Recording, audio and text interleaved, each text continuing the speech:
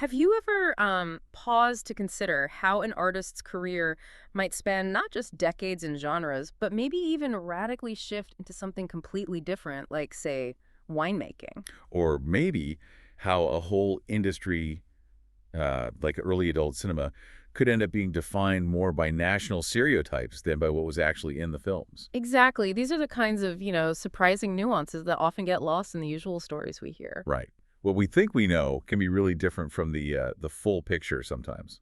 That's why today we're doing a deep dive into the fascinating, often complex, and frequently misunderstood world of adult film. We're going to trace his origins from those very early illicit screenings right through to the era often called its golden age. And we'll look at the pretty remarkable life of a prolific French performer, Dominique Aveline. Then we'll unpack how these perceived sexual geographies, that's a key idea, influenced how early pornographic films were seen and distributed, especially looking at Sweden. Yeah, it's a journey that really challenges some uh, common assumptions about film history. So, our mission for this deep dive is basically to pull out the most important insights from, well, a whole stack of sources, biographical entries, film databases, academic We papers. want to give you a shortcut, really, to understanding this, let's call it hidden history, complete with surprising facts and connections you probably won't find easily elsewhere. Okay, let's start with one of those unique figures, Dominique Aveline. So, the basics.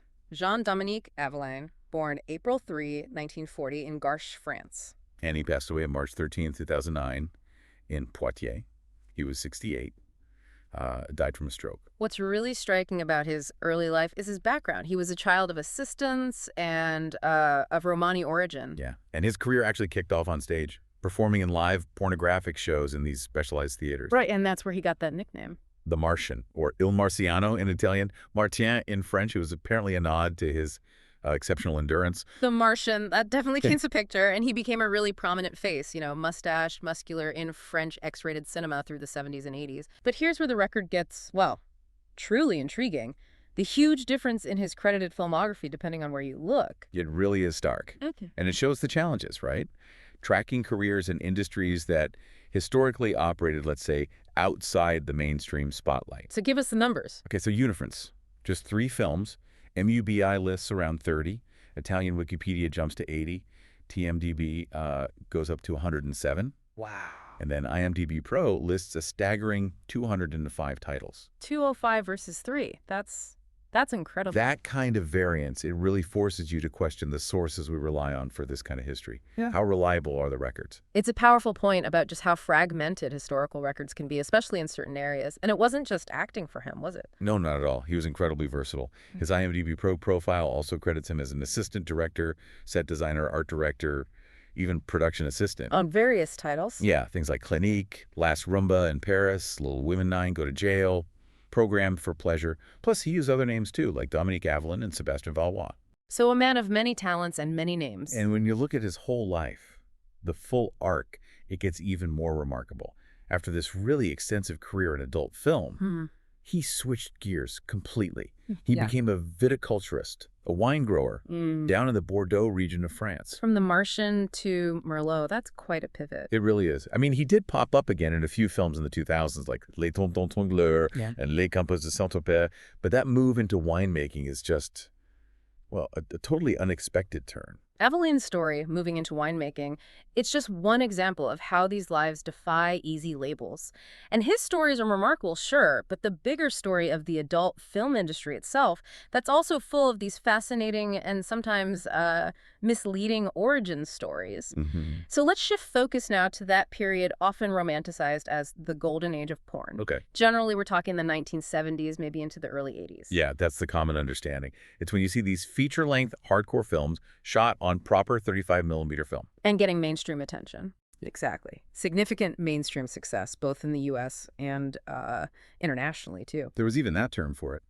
Porno chic, coined by the New York Times, actually. It really captures how pornography, for a time, became kind of fashionable. It got mainstream press, popularity. Right. And we know some of the iconic films from then. Deep Throat, Behind the Green Door, both 72. Then The Devil and Miss Jones in 73, The Opening of Misty Beethoven 76, Debbie Does Dallas in 78. Those are the big ones people often mention. And pop culture often looks back at this time through Well, pretty nostalgic glasses, doesn't it? Very much so. Popular histories tend to paint the 70s as this era of, you know, quality films. They had real stories, personal performers, talented directors. And that's usually contrasted really sharply with the 80s. Right. The 80s are often framed as the decline, because of video taking over, industry inflation, the AIDS crisis hitting hard, and the conservative backlash. This narrative, it brings up a crucial point about how these golden ages often get constructed in hindsight. Definitely. The 70s were seen as a time of, well, sexual exploration, maybe even artistic exploration. You had independent art filmmakers sort of converging with pornographers. People actually thought they were making art. Some did. Figures like Gerard Damiano, who directed Deep Throat, genuinely seemed to believe they could make, quote, art films about sex. But then video arrives, and the story completely changes. Dramatically, yeah. I mean, video cameras multiplied profits, no question. But for many, it felt like a collapse in quality and ambition. It was seen as the end of something. Exactly. It was framed as, quote, the end of the golden age of semi-amateurs, enthusiasm, and experimentation. So here's the interesting thing. The real insight, maybe? The idea of 1970s porn having quality only really emerges because it was seen as lost. Precisely. It's classic nostalgia-defining value. The actual film medium, 35 millimeters, it gained this almost fetish status. People miss the film itself. Yeah, you hear quotes from filmmakers back then lamenting it. Stuff like, film had soul, video has nothing. Film had a texture, a feeling, something you could grab onto and feel. That kind of sentiment really fuels that romanticized view. What's also interesting is who tells these stories. Many films looking back, like Boogie Nights or the documentary Inside Deep Throat, they mostly focus on, well, male stories. Decidedly male tragedies, as one source puts it. Rising to fame and fortune, but then falling because of drugs, censorship, money problems. And the women. Often, yeah, they're pushed into supporting roles in these retellings. Or sometimes just erased entirely. And that leads us right into a really crucial point, doesn't it? The untold stories, the silenced voices in porn history. Absolutely. While that golden age narrative often centers on, quote, male authors rising to fame and fortune, it often creates this picture of a homosocial golden age of men, boys, and brothers. You're the guy stuff. Yeah, that's how one source describes it. Guy stuff, passed around among heterosexual men. And this becomes really clear when you look at someone like Linda Lovelace, star of Deep Throat. Her story is a stark example of how selective this popular history can be.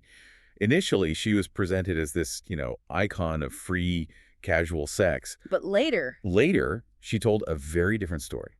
Revealed an abusive relationship with her husband and manager, Chuck Traynor. Claimed she was forced into pornography. She even testified, didn't she? Yeah, she testified for the Mies Commission. That was a big U.S. government investigation into porn's effects.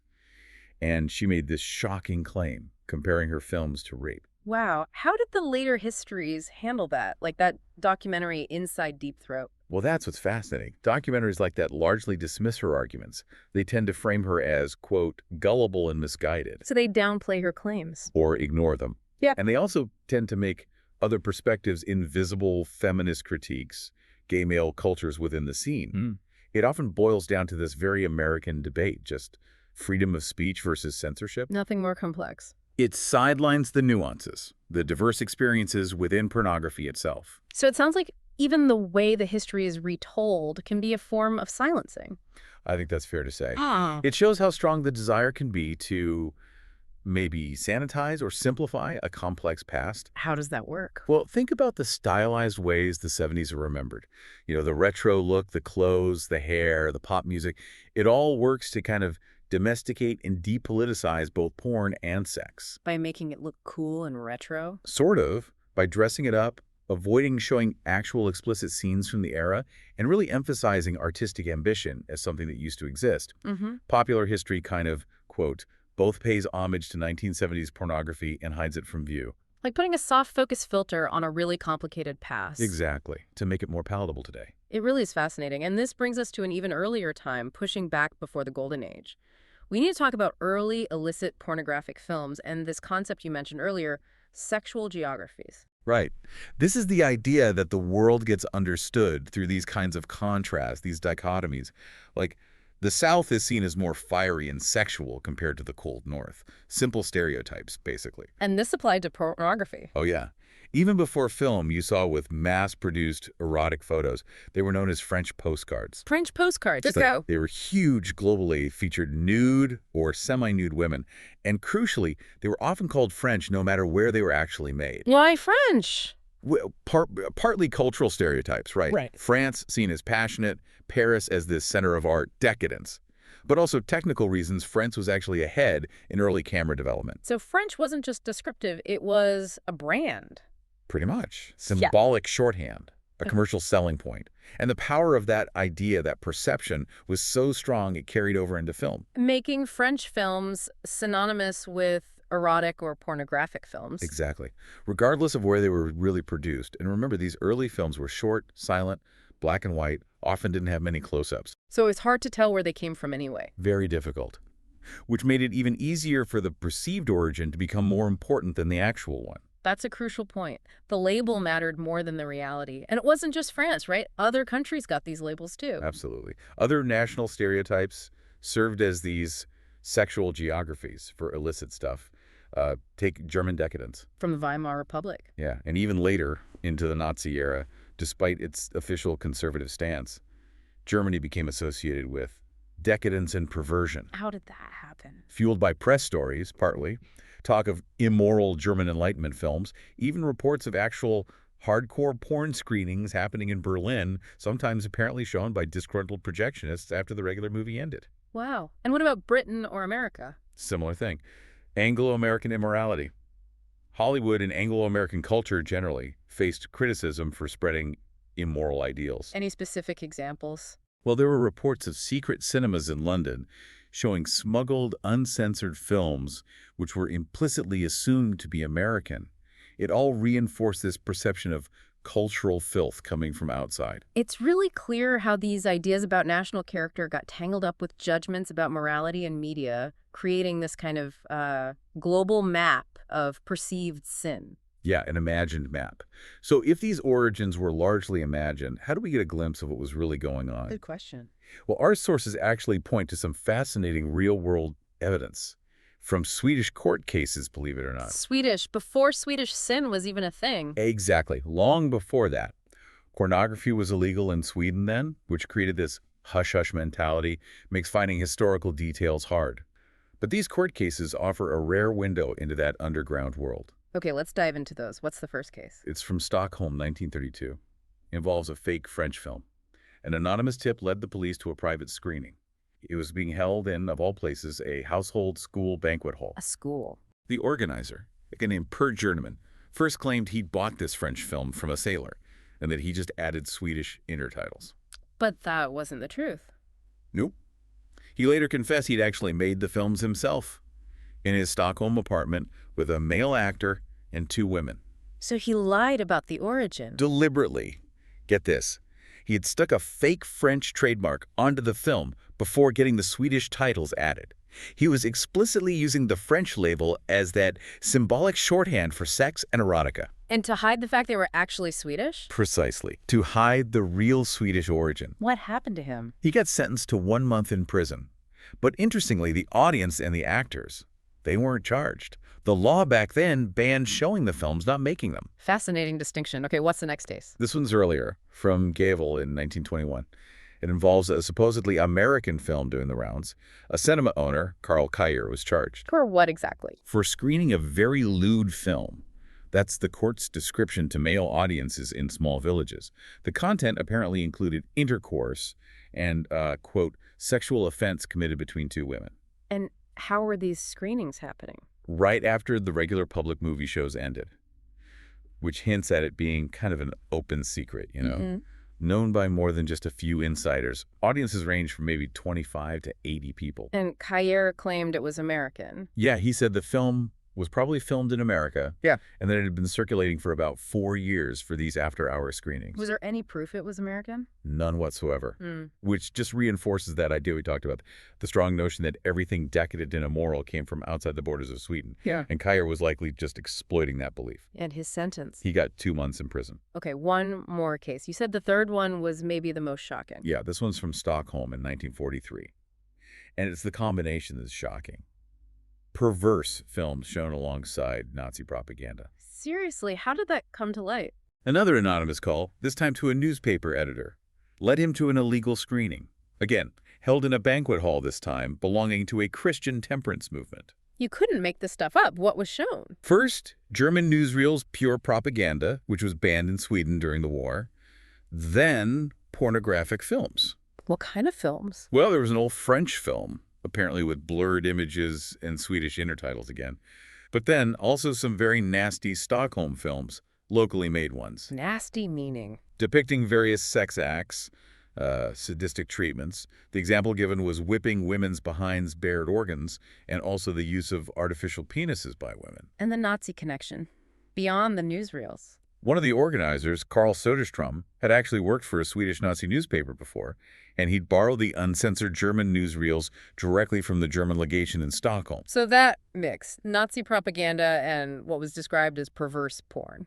It really fueled imaginations at the time about a supposed pathological nature of Nazi Germany, connecting it to these sadomasochistic elements in the films. What was the outcome? The organizers just got fines, actually. And that French film was confiscated, though, again, its real origin was dubious given its age and the Swedish titles. So, looking at all these cases together, what's the big takeaway? I think the central insight is pretty clear. Regardless of where these films were claimed to be, from French, American, German, the actual sex acts shown were often just, international standard fare for the time.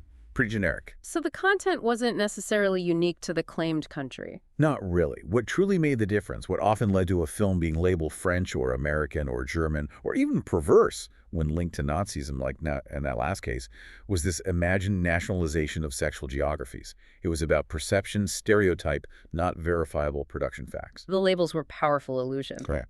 Dictated by imagination, not reality. Okay, so let's try and unpack what we've covered today. We started with Dominique Aveline, right? An individual whose career was incredibly diverse, long-spanned industries. And whose historical record is wildly inconsistent depending on the source, which really highlights the fragility sometimes of historical accounts, especially in these less documented areas. Right. And then we moved to the golden age of porn. We learned that's a really complex narrative, isn't it? Shaped so much by nostalgia. Yeah, and often leaving out key perspectives, particularly women's voices, queer experiences.